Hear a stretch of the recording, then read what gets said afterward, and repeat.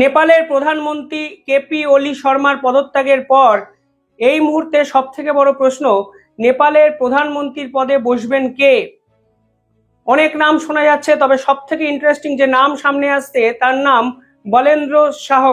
এই বলেন্দ্র শাহর বয়স 35, স্বচ্ছ ভাবমূর্তি, এবং এবার নাকি এই বলেন্দ্র শাহকেই যারা বিক্ষোভকারী তারা প্রধানমন্ত্রী চেয়ারে বসাতে চলেছেন। বিষয়টা কত সহজ ভাবার চেষ্টা করুন যে শেখ হাসিনা দেশ ছেড়ে অন্য দেশে চলে এলেন, বিক্ষোভকারীরা মোহাম্মদ ইউনূসের নাম প্রস্তাব করলেন এবং মোহাম্মদ ইউনূস বাংলাদেশের মসনদে বসে গেল। এই বলেন্দ্র সিংকে ঠিক এই কায়দায় নেপালের প্রধানমন্ত্রীর চেয়ারে বসানোর জন্য বিক্ষোভকারীরা রীতিমতো ঝড় তুলেছেন। এবং শুনলে অবাক হবেন আপনারা, মোহাম্মদ ইউনূস যেভাবে আমেরিকা দালালি করেছেন বহুবার, এই বলেন্দ্র শাহর পিছনেও কিন্তু আমেরিকার বন্ধু, এই ছাপটা কিন্তু স্পষ্ট।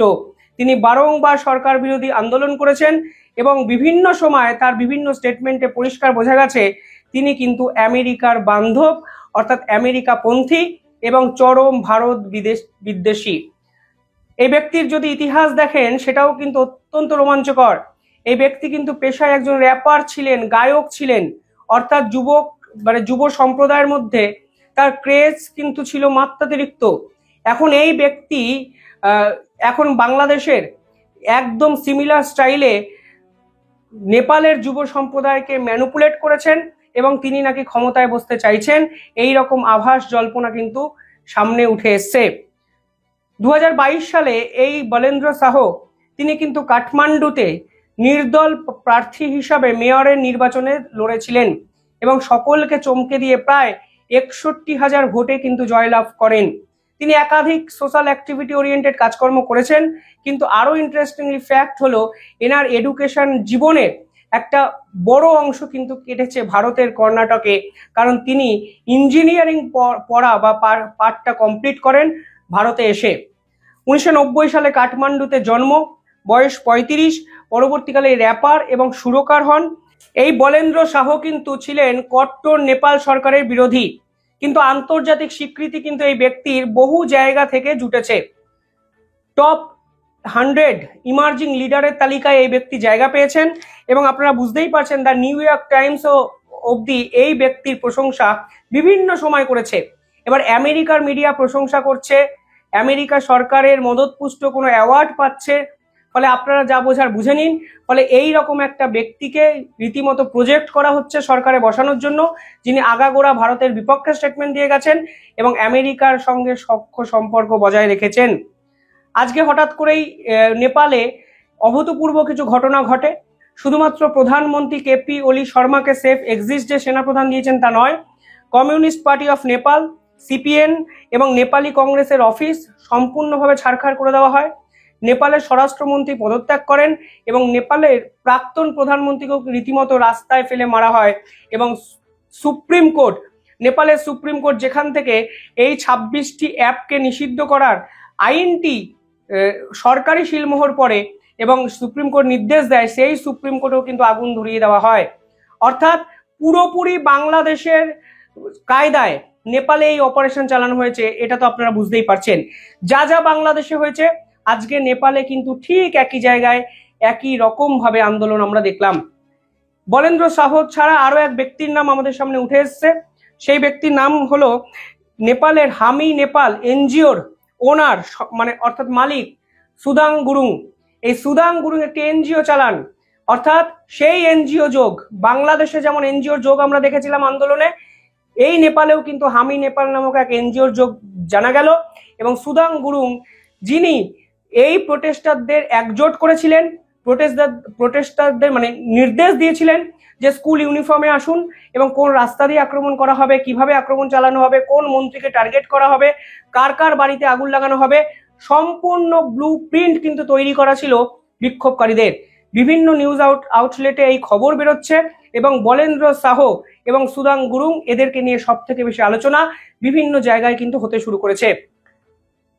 ভারতের টেনশনের জায়গাটা কি দেখুন, এই আন্দোলনে নেপালের নতুন প্রধানমন্ত্রী হয়তো বসবেন বলেন্দ্র শাহর মতো কেউ। ভারতের টেনশনের কারণটা হলো এই মুহূর্তে নেপালে কিন্তু ভারতের হিউজ একটা ইনভেস্টমেন্ট আছে একাধিক প্রজেক্ট কিন্তু নেপালে ভারত করছে, কিন্তু সব থেকে বিপদে কিন্তু পড়বে চীন। কারণ এই বলেন্দ্র সাহ বা সুদাং গুরুং কেউ চীনের অনুগামী নয়, এরা কিন্তু সকলেই আমেরিকাপন্থী। এই মুহূর্তে ভারত এবং নেপালে যদি বর্ডার এরিয়া দেখেন, দেখবেন 1751 কিলোমিটার বর্ডার এরিয়া দুই দেশের মধ্যে আছে। পারমিট ছাড়াই কিন্তু একে অপরের দেশ থেকে খুব সহজেই নাগরিকরা যাতায়াত করতে পারতেন। উত্তরাখণ্ড, বিহার, উত্তরপ্রদেশ, সিকিম, বেঙ্গল এই সকল দেশে কিন্তু মোস্টলি এই নেপাল এবং ভারতবর্ষের বর্ডার কিন্তু একে অপরের সঙ্গে তারা শেয়ার করেন। নেপালের এই ঘটনা ঘটার পর এসএসবি বর্ডারকে সম্পূর্ণভাবে সিল করে দেয়, অর্থাৎ নেপালের কোনো নাগরিক ভারতবর্ষে এই মুহূর্তে আসতে পারবেন না। যে সকল ভারতীয় নাগরিক নেপালে আটকে গেছেন তাদেরকে হোটেলে থাকার নির্দেশ দেওয়া হয়েছে এবং পুরো বিষয়ে দেশের স্বরাষ্ট্র মন্ত্রক তদারকি করে তাদেরকে ফিরিয়ে আনার ব্যবস্থা করছেন। কিন্তু এই সম্পূর্ণ জটিলতার মাঝেও আজকে কিন্তু প্রশ্ন উঠবে যে ভারতের যে প্রতিবেশী রাষ্ট্রগুলো, আজকে আমরা একটি একটি করে ছবি যাদের দেখছি, সেই ছবিগুলো কিন্তু ভারতকেও বিপদে রাখবে। একদিকে বাংলাদেশ আমেরিকা কন্ট্রোলড, মোহাম্মদ ইউনেস সরাসরি ডিপ স্টেটের মদতপুষ্ট টাকায় আজকে ক্ষমতায় বসেছেন, শেখ হাসিনাকে দেশ ছাড়তে বাধ্য করা হয়েছিল। মায়ানমার আপনি দেখুন বর্তমান অবস্থা অত্যন্ত খারাপ, চীনের মদতপুষ্ট জুংটা সরকার এবং আমেরিকার মদতপুষ্ট আরাকান আর্মি নিজেদের মধ্যে সংঘর্ষে জড়িত। পাকিস্তানের কথা যত কম বলা হয় ততই ভালো, কারণ পাকিস্তানের সাথে কালকে বাংলাদেশের বিভিন্ন মিটিং এর পর ডোনাল্ড ট্রাম্পের একটি চুক্তি হয়, $500 মিলিয়ন চুক্তি, যেখানে পাকিস্তান থেকে নতুন করে তারা মিনারেলসকে এনরিচ করবে। এবং চীন, আপনারা বুঝতেই পারছেন ভারতের কিন্তু বিপদটা বাড়তে শুরু করলো।